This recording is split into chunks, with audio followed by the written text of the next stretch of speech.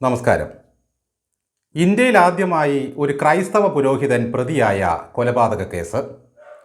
സാഹചര്യ തെളിവുകൾ മാത്രം വെച്ച് പോലീസ് പ്രതിയെ കണ്ടെത്തിയ അപൂർവത. നീതിന്യായ കോടതിയുടെ ചരിത്രത്തിലാദ്യമായി ഒരു കൊലപാതകത്തിൻ്റെ വിസ്താരം വിചാരണ കോടതി മൈക്കിലൂടെ കേൾപ്പിച്ച അത്ഭുതം. ഒരു കൊലക്കേസിൻ്റെ പശ്ചാത്തലത്തിൽ 2 സിനിമകൾ പുറത്തിറങ്ങുക, അഭ്രപാളിയിൽ ചരിത്രമാകുക. കേരളത്തിൽ കോളിളക്കം സൃഷ്ടിച്ച മാടത്തരുവി കേസിൻ്റെ സംഭ്രമം ജനിപ്പിക്കുന്ന നാൾവഴികൾ ഇതാ. 1966 ജൂൺ 16, പത്തനംതിട്ട ജില്ലയിൽ റാന്നിക്കടുത്തുള്ള മാടത്തരുവി. തണുത്തു വിറച്ച ഒരു പ്രഭാതം. തേയിലത്തോട്ടത്തിൽ പണികൾക്കായി പോയ സ്ത്രീകളാണ് ആ നടുക്കുന്ന കാഴ്ച ആദ്യം കണ്ടത്. മാടത്തരുവിയുടെ സമീപത്തെ നടവഴിയിൽ പകുതി മൂടിയിട്ട നിലയിൽ ഒരു സ്ത്രീയുടെ മൃതദേഹം. ആ കാഴ്ച കണ്ട് സ്ത്രീകൾ നിലവിളിച്ചു. അവർ പരിഭ്രാന്തരായി തിരിഞ്ഞോടി. നോക്കിയവർ ഒന്നേ നോക്കിയുള്ളൂ. അത്രത്തോളം ഭീകരമായിരുന്നു ആ കാഴ്ച. മുഖം പാതി തകർന്നിരുന്നു. ദേഹമാകെ കുത്തേറ്റതിൻ്റെ മാരകമായ മുറിവുകൾ. നഗ്നമായ ശരീരത്തിൽ ഒരു പുതപ്പ് മാത്രം. ടെലിവിഷനും നവമാധ്യമങ്ങളും ഇല്ലാതിരുന്ന കാലമായിട്ടും വാർത്ത കാട്ടുതീ പോലെ പടർന്നു. പോലീസ് അന്വേഷണം ആരംഭിച്ചു. അരുംകൊലയുടെ വാർത്ത കേട്ട് ജനം മാടത്തരുവിലേക്ക് പ്രവഹിച്ചുകൊണ്ടിരുന്നു. ആരാണ് കൊല ചെയ്യപ്പെട്ട ആ സ്ത്രീ? 3 തവണ വിവാഹിതയായവളും 5 കുട്ടികളുടെ മാതാവുമായ മറിയക്കുട്ടി എന്ന വിധവയായിരുന്നു കൊല്ലപ്പെട്ടത്. ആലപ്പുഴ ജില്ലയിലെ അവലൂക്കുന്ന് സ്വദേശിയായിരുന്നു മറിയക്കുട്ടി. ആലപ്പുഴക്കാരിയായ ഒരു സ്ത്രീ എങ്ങനെയാണ് മാടത്തരുവിലെത്തിയത്? അവൾ എങ്ങനെ ക്രൂരമായി കൊല ചെയ്യപ്പെട്ടു? പോസ്റ്റ്മോർട്ടത്തിൽ മറ്റൊരു നടുക്കുന്ന സത്യം കൂടി തെളിഞ്ഞു. മരിച്ച മറിയക്കുട്ടി ഗർഭിണിയായിരുന്നു. പോലീസ് മറിയക്കുട്ടിയുടെ ബന്ധുക്കളെ ചോദ്യം ചെയ്തതോടെ കേസിലൊരു ത്രസിപ്പൻ ട്വിസ്റ്റുണ്ടായി. പ്രതിയുടെ പേര് കേട്ട് നാടാകെ നടുങ്ങിത്തരിച്ചു. സുറിയാനി കത്തോലിക്ക പുരോഹിതനായ ഫാദർ ബെനഡിക്റ്റ് ഓണംകുളം. കൊലപാതക കേസിൽ ഒരു ക്രൈസ്തവ പുരോഹിതൻ പ്രതിയായ സംഭവം ഇന്ത്യയിൽ തന്നെ ആദ്യത്തേതായിരുന്നു. അതോടെ സഭാ നേതൃത്വം ആകെ ഞെട്ടി മരവിച്ചു നിന്നു. എങ്ങനെയാണ് മറിയക്കുട്ടിയുടെ ഘാതകൻ ഫാദർ ബെനഡിക്റ്റ് ആണെന്ന് പോലീസ് മനസ്സിലാക്കിയത്?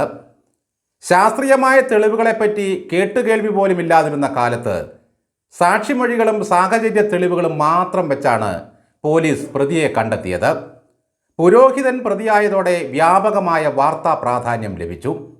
പത്രങ്ങളെല്ലാം ഊഹാപോഹങ്ങളും കെട്ടുകഥകളും കോരി നിറച്ചു. വായനക്കാർ അത് വായിച്ച് ഹരം പിടിച്ചു. മറിയക്കുട്ടി മരിക്കുന്നതിൻ്റെ തലേ ദിവസം ജൂൺ 14 വീട്ടിൽ നിന്നും എവിടേക്കോ യാത്ര പോയതായി അവളുടെ മാതാവും മകളും സാക്ഷി പറഞ്ഞു.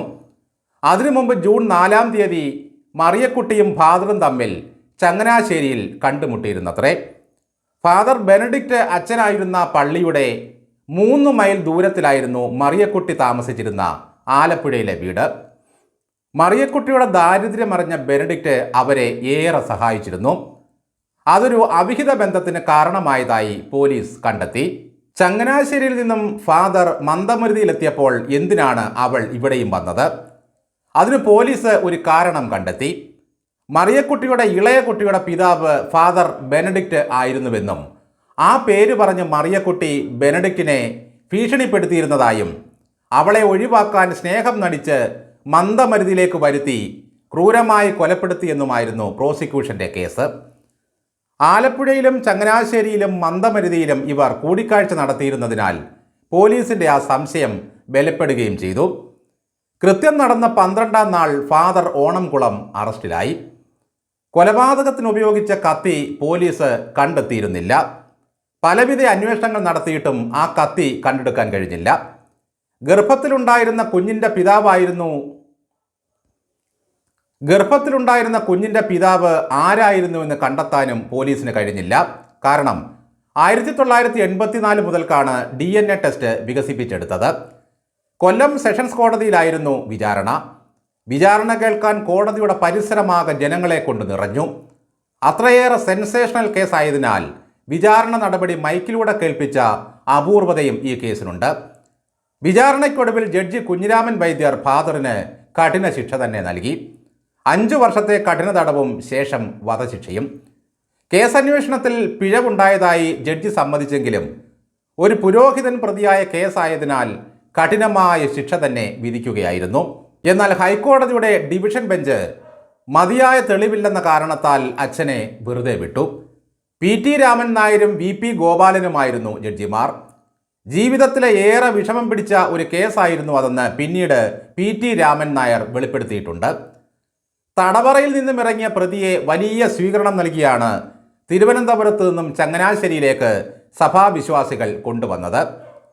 കേസിൽ ഫാദർ കുറ്റവിമുക്തനായിട്ടും ചുരുളഴിയാത്ത ചോദ്യങ്ങൾ ബാക്കിയായി.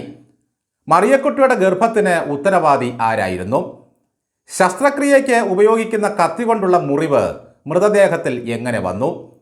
ഒരു എസ്റ്റേറ്റ് ഉടമയുടെ കുഞ്ഞിനെ ഗർഭം ധരിച്ച മറിയക്കുട്ടി അയാളുടെ ഭീഷണിയെ തുടർന്ന് ഗർഭഛിദ്രത്തിന് വിധേയമാവുകയും ശസ്ത്രക്രിയയെ തുടർന്ന് മരിച്ചെന്നുമായിരുന്നു 2000-ലുണ്ടായ ഒരു വെളിപ്പെടുത്തൽ. ആത്മീയ സാന്ത്വനം തേടി ഒരു കത്തോലിക്ക പ്രാർത്ഥനാ കേന്ദ്രത്തിൽ ധ്യാനത്തിനെത്തിയ ആ ഡോക്ടറുടെ പത്നി ഭർത്താവിൻ്റെ കുറ്റം സമ്മതിച്ചത്രേ. മറിയക്കുട്ടി നടത്തിയ കുമ്പസാരത്തിൽ ആ എസ്റ്റേറ്റ് ഉടമയിൽ നിന്നും തനിക്കുണ്ടായ ചതിയെപ്പറ്റി ഫാദർ ബെനഡിക്റ്റിനോട് മറിയക്കുട്ടി പറഞ്ഞിരുന്നതായും, എന്നാൽ തടവറയിലായിട്ട് പോലും ആ കുമ്പസാര രഹസ്യം ഫാദർ ആരോടും വെളിപ്പെടുത്തിയിരുന്നില്ല എന്നും കഥകളുണ്ടായി. മറിയക്കുട്ടി വധക്കേസിനെ ആധാരമാക്കി 2 സിനിമകളാണ് അക്കാലത്ത് പുറത്തിറങ്ങിയത്. രണ്ടും വമ്പൻ വിജയങ്ങളായിരുന്നു. മൈനത്തരുവി കൊലക്കേസും മാടത്തരുവി കൊലക്കേസും. ഷീലയായിരുന്നു മറിയക്കുട്ടിയുടെ വേഷം ചെയ്തത്. ഹൈക്കോടതി വിധിയുടെ പശ്ചാത്തലത്തിൽ 2 സിനിമയിലും പുരോഹിതനെ നിരപരാധിയാക്കിയാണ് ചിത്രീകരിച്ചിട്ടുള്ളത്. ജീവകാരുണ്യ പ്രവർത്തനം മൂലം കുഴപ്പത്തിലായ ഒരു പുരോഹിതൻ എന്ന നിലയ്ക്കായിരുന്നു അദ്ദേഹത്തെ സിനിമയിൽ അവതരിപ്പിച്ചത്. നീതിന്യായ ചരിത്രത്തിൽ ഇന്നും ചുരുളഴിയാത്ത ഒരു രഹസ്യമായി ഈ കേസ് അവശേഷിക്കുന്നു. ഇന്നത്തെ ശാസ്ത്രീയമായ തെളിവെടുപ്പ് രീതിയുടെ കഥകൾ കേൾക്കുന്ന ആർക്കും തോന്നും ഈ കേസിൽ എത്ര ദുർബലമായിരുന്നു പ്രോസിക്യൂഷൻ എന്ന്. ആരാണ് ആ കൊലപാതകം നടത്തിയത്? ശസ്ത്രക്രിയയിലുണ്ടായ പിഴവിന് എന്തിനാണ് ആ സ്ത്രീയുടെ ദേഹമാകെ മുറിവുകൾ ഉണ്ടാക്കിയത്? ഇനി ഇതിൻ്റെയൊക്കെ ഉത്തരം ആർക്കും ആവശ്യമില്ല. കുറ്റവിമുക്തനായിട്ടും ആർക്കും പിടികൊടുക്കാതെ അജ്ഞാതനായി സേവനം ചെയ്ത് പുരോഹിതർക്കുള്ള ഒരു നഴ്സിംഗ് ഹോമിൽ വെച്ച് ഫാദർ ബെനഡിക്റ്റ് മരണമടഞ്ഞു. അപ്പോഴും അവസാനിക്കാത്ത ദുരൂഹതയായി ആ ക്രൈം ഫയൽ ഇപ്പോഴും സമൂഹത്തിൽ അവശേഷിക്കുന്നു.